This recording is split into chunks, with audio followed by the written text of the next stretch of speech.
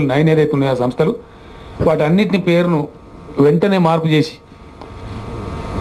తెలంగాణ అనే పేరు తెలంగాణ స్టేట్ ఇంతకుముందు ఆంధ్రప్రదేశ్ స్టేట్ అని ఉన్నదాన్ని తీసేసి తెలంగాణ స్టేట్ పేరుతోనే ఆ సంస్థలన్నింటినీ సెపరేట్గా ఏర్పాటు చేయాలని చెప్పి నిర్ణయించడం జరిగింది. ఆ చర్యలు కూడా సంబంధిత అన్ని శాఖలు తీసుకుంటాయి రేపటి నుంచి. దాని ప్రకారం చేయడం జరుగుతుంది. తెలంగాణ శాసన మండలి నామినేట్ కావాల్సిన సభ్యులలో ఒక పోస్ట్ ఖాళీగా ఉంది. సో శ్రీ కర్నే ప్రభాకర్ నల్గొండ జిల్లాకు చెందినటువంటి వ్యక్తి, వీరిని ఎమ్మెల్యే నామినేట్ చేసి ఈరోజు క్యాబినెట్ నిర్ణయం తీసుకున్నది. దీని వెంటనే గవర్నర్ గారికి పంపించడం కూడా జరుగుతుంది. ఈ నామినేషన్ ప్రక్రియ తొందరలో కంప్లీట్ అయ్యే ఆస్కారం ఉంటుంది. చట్టం నిర్దేశించిన ప్రకారంగా తెలంగాణ శాసన సభకు ఆంగ్లో ఇండియన్ కోటాలో ఒక ఎమ్మెల్యేను నామినేట్ చేయాల్సిన అవసరం ఉంది. శ్రీ రాయడిన్ రోజ్ అనేటువంటి వ్యక్తిని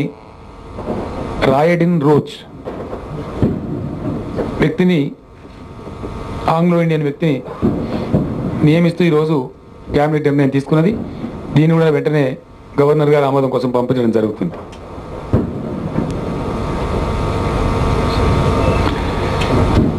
పోలీసులకు సంబంధించి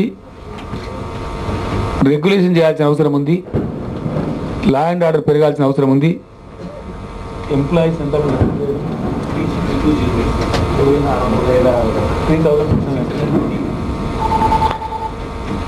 పోలీసు శాఖ సైబరాబాద్, హైదరాబాద్లో కార్లు మరియు మోటార్ బైక్స్ అన్ని కలిపి 3,883 వాహనాలు కొనుగోలు చేయడానికి వాళ్ళకు 340 కోట్ల రూపాయలు మంజూరు చేయడం జరిగింది. ఆ వాహనాలు వెంటనే కొనుగోలు చేసి అంతర్జాతీయ స్థాయిలో అద్భుతమైనటువంటి లా అండ్ ఆర్డర్ నిర్వహించడానికి వాళ్ళకు ఆదేశం ఇవ్వడం జరిగింది. ఈరోజు క్యాబినెట్ దాన్ని ఆమోదించడం జరిగింది. ఈ సందర్భంగా ఈ వాహనాలు నడపడానికి అవసరమైనటువంటి డ్రైవర్లను, పోలీస్ కానిస్టేబుల్ని కూడా 3,620 మందిని కొత్తగా రిక్రూట్ చేసుకోవడానికి గాను పోలీస్ శాఖకు అనుమతి కూడా క్యాబినెట్ ఈరోజు ఇవ్వడం జరిగింది.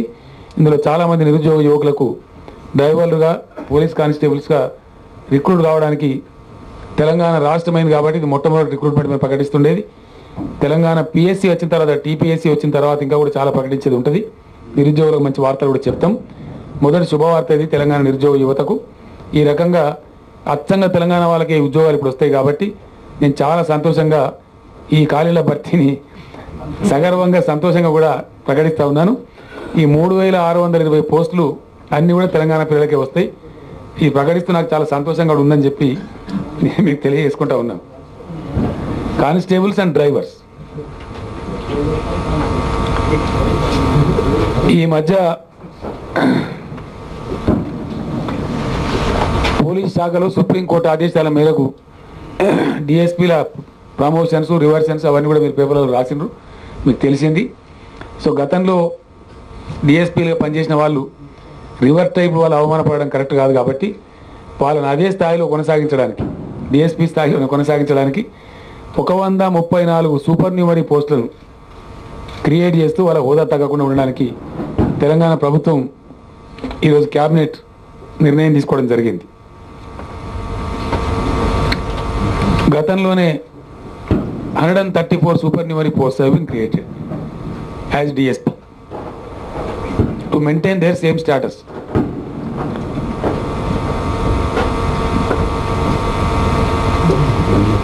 గతంలో తెలంగాణ ప్రభుత్వం అవసరాల దృష్ట్యా తీసుకున్నటువంటి నిర్ణయం Shri K Ramakrishna Reddy senior advocate గారిని అడ్వకేట్ జనరల్గా నియమించడం జరిగింది.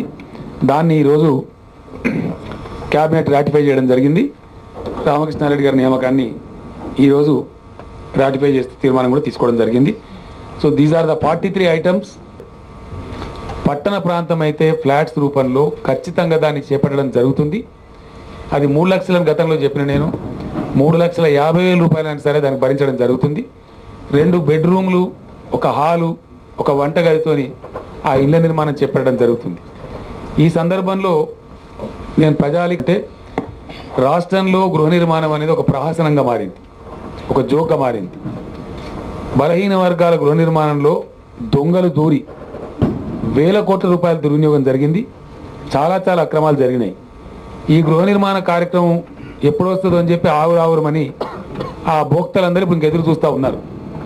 కొత్తగా చేపట్టబోయే గృహ నిర్మాణంలో ఒక రూపాయి కూడా వేస్ట్ కానియదలుచుకోలేదు. కాబట్టి గవర్నమెంట్ చాలా ఫర్మ్గా గృహ నిర్మాణ శాఖకి ఇప్పుడే ఆదేశాలు ఇవ్వడం జరిగింది. ఇప్పటికే ఆ పోర్ట్ఫోలియో కూడా నా దగ్గరనే ఉంది.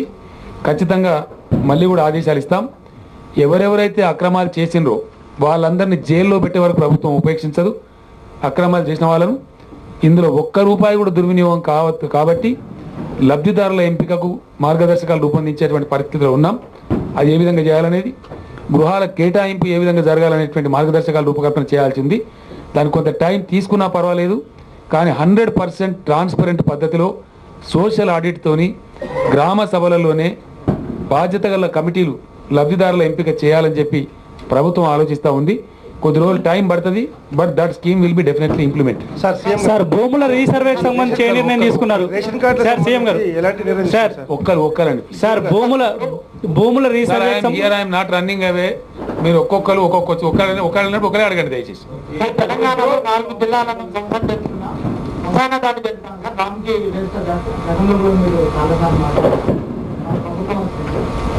జిల్లాల్లో వ్యవసాయానికి చెరువులు పనికి రాకున్నారు. ఇప్పటికీ విశాఖ పక్క రాష్ట్రం నుంచి మళ్ళా పోతున్నారు. ఈ మధ్యనే దీని మీద నేను సమీక్ష చేయడం జరిగింది. మున్సిపల్ పురపాలన శాఖ నా దగ్గర పెట్టుకున్న కారణం కూడా అదే. హైదరాబాద్ చుట్టూ ఈ డంపింగ్ యార్డ్స్ అనేవి హైదరాబాద్ నగరానికి చాలా పెద్ద ఎత్తున అవసరం పడతాయి. సుమారు ఒక 2000 ఎకరాల జాగా దీనికి ఉంటే తప్ప ఈ డిస్పోజల్ సరిగ్గా జరిగే పరిస్థితి లేదు. కాబట్టి ఇది నా దగ్గరనే ఉంది, శాఖ నేను ఎగ్జామిన్ చేస్తా ఉన్నా. Very shortly government will come up with a policy. Sir me free education హామీ ఏమైంది సార్? అలాగే ఛానళ్ల ప్రసారాల నిలిపివేతపై కేంద్రం జోక్యం చేసుకోమని ఇక్కడ చెప్పండి. మీ ఫ్రీ ఎడ్యుకేషన్ హామీ ఏమైంది సార్? ఫ్రీ ఎడ్యుకేషన్ ఏంటండి? KG to PG ఉచిత విద్య ఉంది కదా, హామీ ఉంది కదా, that will be implemented from next year already. అలాగే ఛానళ్ల ప్రసారాల నిలిపివేతపై కేంద్రం మిమ్మల్ని జోక్యం చేసుకోమని కూడా ఒక లేఖ. మాకు సంబంధం లేదండి, కనెక్షన్. సార్ తెలంగాణలో భూముల రీసర్వేకి సంబంధించి ఎటువంటి నిర్ణయం తీసుకోవాలి అడుగుతున్నప్పుడు ఇంకో వద్దండి. 1 at a time please. Sir ఇప్పుడున్న పరిస్థితుల్లో తెలంగాణ యువత అనేక ఉద్యమాల్లో అనేక రకాలుగా నష్టపోయింది. అయితే మీరు రిక్రూట్మెంట్ టైంలో వాళ్ళకి ఏమన్నా ఏజ్ ఎగ్జామ్షన్ విషయంలో ఏమన్నా ఆలోచించారా? ఒకటి. తర్వాత బీసీ రిజర్వేషన్ల విషయంలో మీరు అసెంబ్లీలో తీర్మానం చేశారు. అయితే ఇంకా గతంలో కూడా ఇటువంటి తీర్మానాలు జరిగాయి, కానీ దానివల్ల ప్రయోజనం లేకుండా పోయింది. మీరు ఫర్దర్గా మీరు ఏమన్నా చేయబోతున్నారా? సెంట్రల్ మీద ప్రెజర్ తీసుకురావడానికి మీరు ఏమన్నా ప్రయత్నం చేయబోతున్నారా? బీసీ రిజర్వేషన్ నాకు అర్థం కాలేదు. చెప్పిన కోసం ఏం కావాలని కోరుతున్నారు మీరు? చట్టసభలో రిజర్వేషన్ల కోసం అసెంబ్లీలో మొన్న ఇవాన్ గారికి ఒక తీర్మానం చేశారు. సెంటర్ లో ఒక బీసీ మంత్రిత్వ శాఖ ఉండాలని ఒక తీర్మానం చేశారు. అసెంబ్లీలో తీర్మానం చేసినాం మేము. We will definitely pursue that matter with Government of India. అటువంటి తీర్మానం గతంలో కూడా అయినాయి. అందుకని మీరు ఇంకా ఫర్దర్గా ఏమైనా చేయబోతారా? పార్లమెంట్ లో పర్సూ చేస్తాం, కేంద్ర ప్రభుత్వాన్ని నిలదీస్తాం అక్కడ ఖచ్చితంగా. Sir CM sir age relaxation ఎవరికండి? అది పర్టికులర్ స్పెసిఫిక్ డిమాండ్ వస్తే పరిశీలించవచ్చు బ్రదర్, బ్లాంకెట్ గా చెప్పడానికి ఉండదు.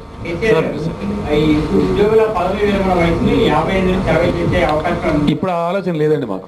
Sir now we do not have that idea. భూముల రీసర్వేకి సంబంధించి ఎటువంటి నిర్ణయం తీసుకుంటారు? రెండోది భూదాన భూములని కూడా అన్యక్రాంతం అనేది గతం నుంచి చాలా మంది ఆలోచిస్తున్నారు. దానిపైన ఎటువంటి నిర్ణయం తీసుకుంటారు? భూదాన్ బోర్డు ఈ మధ్యనే ప్రభుత్వం రద్దు చేసింది. CCLA ఆ రికార్డులను సీజ్ చేయమని కూడా మేము ఆదేశం ఇచ్చాం. ఆ విధంగా సీజ్ చేశారు. దానికి సంబంధించి యాక్ట్ తోటి కొద్దిగా మార్చాల్సినటువంటి అవసరం ఉంది. అది ఓల్డ్ యాక్ట్ ఉంది. ఆంధ్రప్రదేశ్ భూదాన్ యాక్ట్ కింద ఉన్నది. తెలంగాణ భూదాన్ యాక్ట్ దాని స్థానంలో త్వరలో రాబోతా ఉంది. దానిలో మార్గదర్శకాలను వస్తాయి. అది తప్పకుండా ఎవరైతే అక్రమంగా భూములు చెరపట్టినరో వాటన్నిటిని కూడా 1 ఇంచు భూమి లేకుండా కూడా ప్రభుత్వం తిరిగి వాపసు తీసుకుంటుంది. డెఫినెట్గా అవి కొన్న వాళ్ళు సరెండర్ చేస్తే వాళ్ళకి మేలు జరుగుతుంది. అమ్మిన వాళ్ళు కూడా మర్యాదగా లొంగిపోతే మేలు జరుగుతుంది. లేకపోతే వాళ్ళకి జైలు శిక్షలు కూడా పడతాయి అనవసరంగా. వాళ్ళంతలో వాళ్ళు వాలంటరీ డిక్లరేషన్ లాగా వాలంటరీ సరెండర్ చేస్తేనే వాళ్ళు బతికిపోతారు తప్ప వాళ్ళకి వేరే మార్గం లేదు. మేము చాలా ఫర్మ్గా ఉన్నాం ఆ విషయంలో. అందువల్ల వాళ్ళు సరెండర్ చేస్తే మంచిది, లేదంటే వాళ్ళ మీద కఠినమైన చర్యలు తప్పవు. ఒకటి, భూముల రీసర్వేకి సంబంధించి కమతాల ఏకీకరణ అనేటువంటి ఒక పథకాన్ని చేపట్టాలని చెప్పి ప్రభుత్వం ఆలోచిస్తూ ఉంది. కమతాల ఏకీకరణ అంటే కన్సాలిడేషన్ ఆఫ్ ల్యాండ్స్. బందోబస్తు అనేది నిజాం కాలంలో జరిగింది తెలంగాణలో, మళ్ళీ ఆ తర్వాత జరగలేదు. కాబట్టి ఒక రైతుకు 4 చోట్ల భూమి ఉంటుంది, పేద రైతులకు కూడా. అతను ఎక్కడ కూడా వ్యవసాయం చేయలేకపోతా ఉన్నాడు. కాబట్టి ఆ భూమి అంతా ఒక చోటకు వస్తే, కమతం అంతా ఒక చోటకు వస్తే చాలా బాగా చేయగలుగుతారు. కాబట్టి కమతాల ఏకీకరణకు ప్రభుత్వం చొరవ తీసుకుంటా ఉంది. దాంట్లో తెలంగాణలో ఆ పథకం పేరు రద్దు బదలు పథకం అంటారు. రద్దు బదలు. ఫర్ ఎగ్జాంపుల్, మీకు నాకు స్థలం ఉంది బ్రదర్, నా పక్కకు మీకుంది ఒక కార్యక్రమం ఈ ఒక చోట, ఇంకో పక్కకు మీ పక్కకు నాకు ఒక కార్యక్రమం ఉంది. నేను అక్కడ రద్దు చేసుకుంటాను, ఇక్కడ మీరు నాకు బదలు చేస్తారు. దీన్ని రద్దు బదలు అంటారు.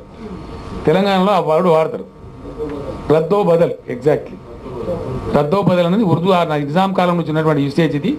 అది తెలంగాణ రైతులకు, తెలంగాణ ప్రజలకు తెలుసు, వేరే వాళ్ళకి తెలియదు. కానీ రద్దో బదల్ అనే పథకం ఉంది. దాన్ని మళ్ళీ రద్దో బదల్ అని మళ్ళీ పునర్నిర్మాణం తప్పకుండా దాన్ని తీసుకొస్తాం. ఆ ప్రకారంగా దానికి భూముల రీసర్వేలో అది బాగా దోహదపడుతుంది. సార్, సీఎం గారు ఈ ఎండోమెంట్ ల్యాండ్స్ ఏమైనా తీసుకుంటారండి? అన్యాక్రాంతమైన ఎండోమెంట్ ల్యాండ్స్, దేవాలయ భూములు 1000 ఎకరాలు అన్యాక్రాంతంగా ఉన్నాయి. నేను ఒక్క మాట చెప్తా బ్రదర్, మీకు మీకు చాలా క్వశ్చన్లకు ఆన్సర్ వస్తుంది. ఒక విషయం వాస్తవం చెప్పానంటే చాలా బాధ కలిగించేదిగా ఉంది. చాలా విషయాలు చాలా మంది బయట అర్థమవుతలేవు. ఈ మధ్య నేను కూడా ఒక సంపూర్ణమైన అవగాహన లేదే అడ్డం పొడవు మీడియా ముందు మాట్లాడి డంబాచారం కొడితే లాభం లేదనే నేను మీడియా ముందు రాలేదు, వాంఛితంగానే రాలేదు. ఒక పటిష్టమైనటువంటి అవగాహనతో, నిర్దిష్టమైన ప్రణాళికతో, ఒక కార్యాచరణ విధానంతో ఏం చెప్పినా ఖచ్చితంగా చెప్పాలి. చెప్పినామంటే 100% తూచా తప్పకుండా అమలు జరగాలి.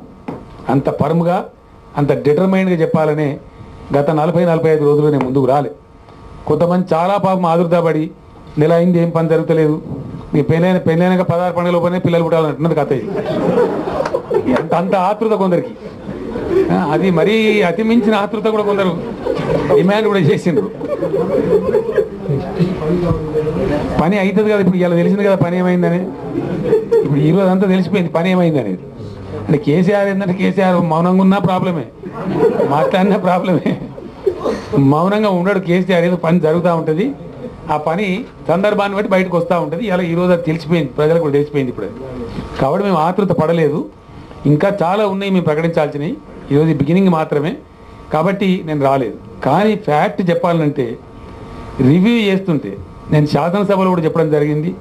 శాసనసభ్యులు వివిధ పార్టీలకు చెందిన వాళ్ళు నాకు అక్కడ సూచనలు కూడా ఇవ్వడం జరిగింది.